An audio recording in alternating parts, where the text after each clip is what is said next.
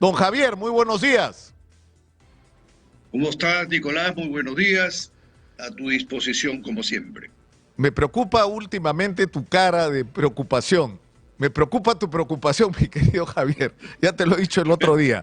Ahora estamos en medio de un debate entre el Consejo Fiscal y el ministro de Economía, porque el Consejo Fiscal le ha llamado la atención al ministro de Economía sobre esta decisión de adelantar 1.000 millones de soles del Banco de la Nación para cubrir el déficit, ¿no es cierto? Para terminar los números más bonitos, ¿no? Para maquillar, como dicen ustedes los economistas, ¿no? ¿Qué está pasando ahí? Pero, ¿Cuál es el tema de fondo, Javier, en este debate? mira, el Consejo Fiscal generalmente lo preside un ex ministro de Economía y en este caso lo preside el señor Carlos Oliva. ¿No? Su principal función es la del seguimiento o el grado de cumplimiento del déficit fiscal. Lógicamente que el ministro de Economía tratará de tener un menor déficit fiscal, debemos estar bordeando en 2.4, 2.5 y lógicamente que el ministro de Economía busca que esa cifra sea menor. ¿Qué es lo que ha hecho? Lo que siempre se hace, que las utilidades del Banco de la Nación 100% del Estado, no las pasa como ingresos, que corresponden como ingresos, y de esa manera trata de reducir el déficit fiscal. Ojo, esos recursos recién caen el próximo año, no este año, pero lógicamente la cifra del déficit fiscal mejora. A mí me parece con todo cariño que es una discusión que debió haber estado entre las cuatro paredes, sobre todo habiendo sido un ex ministro de Estado de Economía, y debió mantenerse en ese ámbito. No es un tema que se está maquillando para que las cifras sean mejores. La verdad es que los ingresos se han deteriorado. ¿Y Claro. por qué se han deteriorado? Pues por el proceso recesivo. Y el tomar recursos de una empresa del Estado es un tema que creo que se ha hecho hoy, se hará mañana y siempre. Ahora, el problema de fondo, en realidad, Javier, por eso te lo decía, ¿no es cierto? Más allá de estos conflictos que pueden ser incluso de personalidades, acá hay un tema que es el más importante. Estamos teniendo menos ingresos de los que necesitamos para pagar nuestras obligaciones como Estado. Vamos a poder honrar los compromisos suscritos en el presupuesto de la República.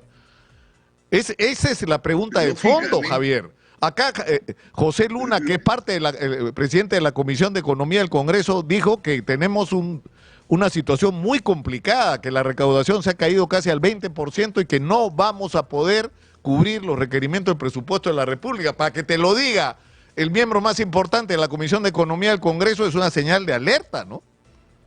Que es en realidad lo que debía preocuparnos. eso es totalmente verdad, porque si es que estás en un porcentaje de déficit, significa que el volumen de egresos es mayor que el volumen de ingresos. En un hogar no podría existir, pues, Nicolás, un padre gana 20.000 soles al año y no puede tener pues un nivel de gasto de 25.000 soles. Imposible. El padre lo que tiene que hacer es reducir el gasto, no de una o de otra manera, no para que el déficit fiscal o el déficit familiar sea menor. La suerte de un país y de una economía de un país es de que no todos los recursos asignados a diferentes carteras, regiones, gobiernos locales, gobiernos municipales se gastan. No se gastan al 100% y eso se retrotrae o regresa al tesoro público. Y eso permite, ¿no?, en un país que no exista el déficit que podría visualizarse con mayor claridad en un determinado hogar o en una empresa. En una empresa sencillamente reduces gastos, botas trabajadores y se acabó el asunto y no hay déficit porque no puede haber un Claro, flujo pero de esa, caja negativo en una empresa. claro, Javier, pero eso es la pregunta, ¿no? O sea, por ejemplo, para hacer un poco la comparación con Argentina, ¿no? cuando tú tienes una situación de déficit, como ha habido, el déficit de Argentina es monstruoso, ¿no es cierto? ¿Cómo lo cubres? Imprimiendo billetes, porque el gobierno es el que maneja el Banco Central de Reserva, era el que lo manejaba hasta ahora, ¿no es cierto? El Banco Central. Exitosa. Con Milei las cosas cambiaron, o sea, ya no puedes, para cubrir tu necesidad de liquidez y pagar tus obligaciones, imprimir billetes que terminan no valiendo nada. Entonces acá la cosa es distinta. ¿Cómo cubres la diferencia entre tus menores ingresos y tus mayores gastos? Endeudándote, ¿no es cierto? Ese es el mecanismo. Te endeudas para cubrir la diferencia. Fundamentalmente endeudándote. Antiguamente se hacía pidiéndole prestado a bancos, a países, no a organizaciones internacionales. Hoy en día se hace emisiones de bonos, ¿no? De los países a tasas de intereses interesantes. Pero no podemos hacer una comparación de un déficit fiscal de 2.4 con respecto a un déficit fiscal de 15%. El ministro de Economía de Argentina Sí, claro. habló de un déficit fiscal de casi 6%, pero lo que se sabía antes de la apreciación del nuevo ministro de Economía, que el déficit fiscal andaba en 15%. 15%. Son palabras mayores y la verdad que la distancia es No, enorme. ahí tienes que cortar, no te queda otra. Es decir, hagas lo que hagas, no te va. Por eso es que Milei decía en la campaña, no hay plata. Porque no hay plata, pues. O sea, ¿qué vas a hacer? Si tu déficit es ese tamaño, es decir, la diferencia entre tus ingresos y tus obligaciones es tan grande que no hay manera que puedas cumplir, tienes que cortar. ¿Y qué significa cortar? Para empezar, despedir una cantidad impresionante de empleados públicos, que es lo que viene en la Argentina, ¿no? Me imagino a partir del 1 de enero con la renovación de los contratos.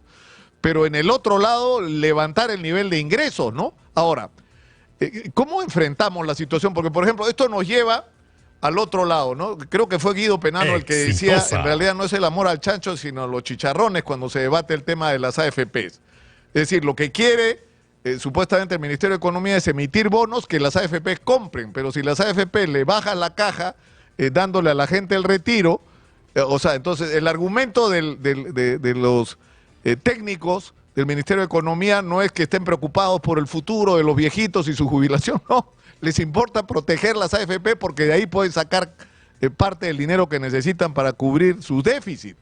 Ahora, el problema, Javier, es la situación que está viviendo la gente. O sea, ya el Congreso decidió postergar y todo parece que murió hasta marzo, lo de las AFP, pero el problema es que la gente no puede esperar. Si la gente está presionando por poder usar sus fondos de las AFPs, y la respuesta que le das, no, tienes que pensar en tu futuro, y el problema es que para la gente el futuro es mañana, Javier. Hay gente que literalmente no tiene cómo cubrir las necesidades de su familia esta semana. Y no le puedes decir, piensa dentro de 20 años, cuando lo que tienes que pensar es en los próximos 20 días. Digo. Yo estoy totalmente de acuerdo contigo, ¿no? Pero yo sí creo que todos los países tienen que tener un fondo de pensiones respetable, ¿no? Administrados desde el punto de vista privado, ¿no? Y que el recurso de cada persona sea una cuenta unilateral para que uno pueda recibir una pensión más o menos justa cuando sea mayor. El hecho de ir destruyendo las AFP lo único que hace es que no puedan tener un fondo de pensión respetable aquellos que se quedaran en la AFP. Es cierto lo que tú dices, han usado la AFP como una posibilidad de captar recursos de financiamiento de las AFP, porque los recursos de financiamiento de las AFP, exitosa, todo el porcentaje podía colocarse en el exterior, ¿no? Pero yo creo que pudo haberse encontrado una salida, lo planteó el ministro de Economía, de desembolsarle solamente a los desempleados, ¿no? Y aquel que estaba empleado no hubiera tenido ese inconveniente. Pero el día de ayer, por un voto de diferencia, se ha quedado en que el tema se visualizará en el mes de marzo. Sí, pero eso es es que es una desconexión con los problemas reales de la gente, Javier.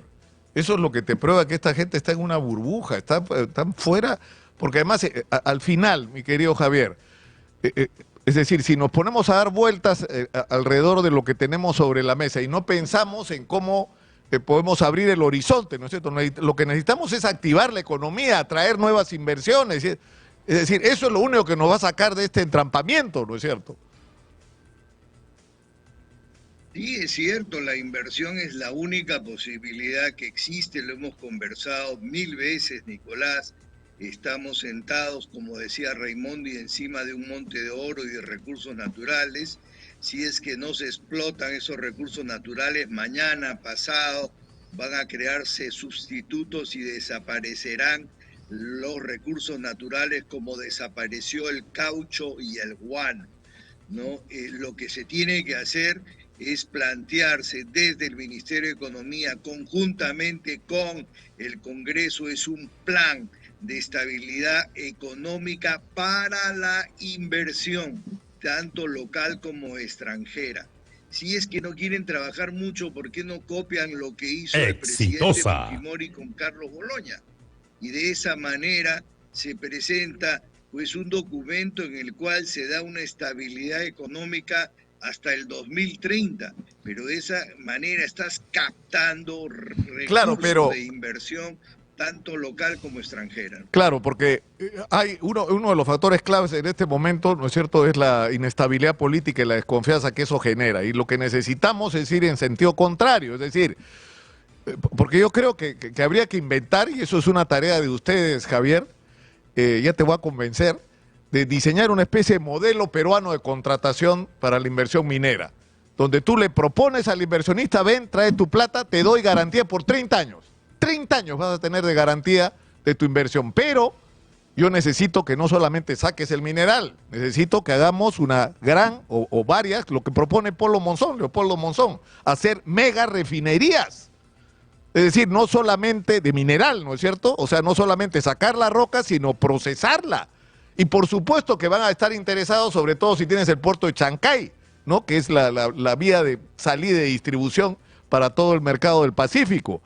Junto con eso tienes que resolver el problema de las comunidades, hacer un pacto con las comunidades, acabar con la criminalización de la protesta y convertir a los comuneros en socios de alguna manera, Javier, que sean ricos también, que se enriquezcan con la riqueza del minero y finalmente hacer un gran plan de obras en todas las regiones donde hay explotación minera para cambiarle la vida a la gente. Y eso supone una profunda reforma del Estado. Es decir, que no haya zonas donde haya explotación minera, donde haya carreteras, agua, desagüe, vivienda digna, salud, educación para todo el mundo, oportunidades, promoción de negocios alternativos y complementarios a la minería. Eso se puede hacer, Javier. Es en lo que deberíamos estar. Exitosa. O sea, por eso creo, no es solo darle la garantía que van a tener 30 años de estabilidad, sino que esto es un paquete, ¿no?, donde vamos a resolver realmente los problemas por 30 años. Pero la idea es de que el Ministerio de Economía, conjuntamente con el Congreso, trabaje en un plan, ¿no?, al 2030 para que dé seguridad, ¿no?, y que sea un plan estratégico que permita que el inversionista local y extranjero, ¿no?, tengan la tranquilidad, ¿no?, de recibir, por ejemplo, la reducción de procesos administrativos, sí, claro, la reducción de una serie de medidas fiscales, ¿no?, que permitan tranquilidad, y de esa manera se van a captar recursos como se captó durante el gobierno del presidente Fujimori. En el gobierno del presidente Fujimori se utilizó la garantía del Banco Mundial MIGA, que es una garantía que te devuelven el dinero si hay inconvenientes de corte político o de corte comercial. ¿Por qué no se trabaja con el Banco Mundial para que vengan todos los inversionistas con esa garantía y no exista ningún tipo de inconveniente? Pero en realidad las cosas están hechas. La idea es que el Ejecutivo y el Legislativo se junten para que puedan producir un documento de estabilidad económica para la inversión local y extranjera. Claro, pero yo te insisto en esto, Javier, yo creo que en ese paquete, y los inversionistas lo saben porque lo enfrentan, es decir, hay montones de proyectos que están bloqueados por conflictos sociales, por la mala manera en que se ha manejado. Está claro que el meterle bala o meter presos a los dirigentes de la gente que protesta no te resuelve el problema, sino mírate a María, mira Conga. Es decir, metiste bala, metiste presa gente y el proyecto está parado. Exitosa. Eso es la realidad. O sea, no está funcionando esa estrategia. Y lo que hay que hacer acá es, así como darle tranquilidad a los inversionistas, resolver de una manera de largo plazo, Javier, 30 años, no haya conflictos con las comunidades, se arregla con las comunidades un entendimiento razonable. ¿Tú crees que no van a estar dispuestos, Javier? Yo he hablado todos estos años con ellos. Hay gente que no está contra la minería, quieren participar de los beneficios de la minería y eso es legítimo.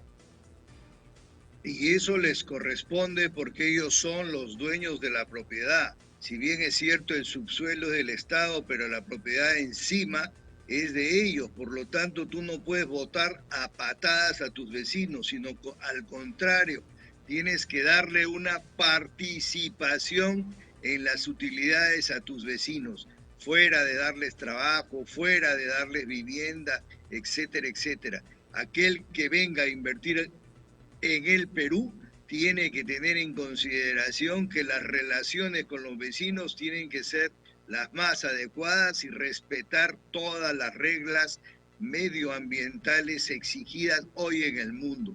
No pueden venir a esclavizar al Perú de ninguna manera, pero eso tiene que plantearse. Yo recuerdo que con Fujimori se abrió para 10 años y eso permitió que vinieran grandes inversiones, sobre todo en el sector minero y energético, y lógicamente cambió la economía tremendamente.